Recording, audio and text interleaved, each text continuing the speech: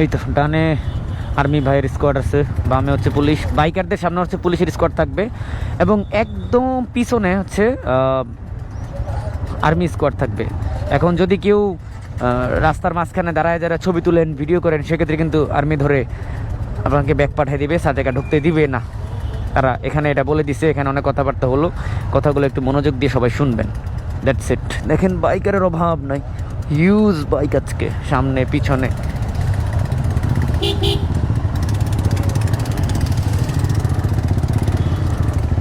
ভাই আমরা একটু পিছনে যাই, সব আগে যাক, আমরা একটু পিছনে যাই, আস্তে আস্তে যাই আমরা, এত করে সাইড দিয়ে না তারা জাগা।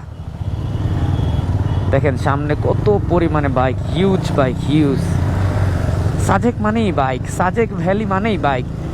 এই তো সাজেকের রোড শুরু।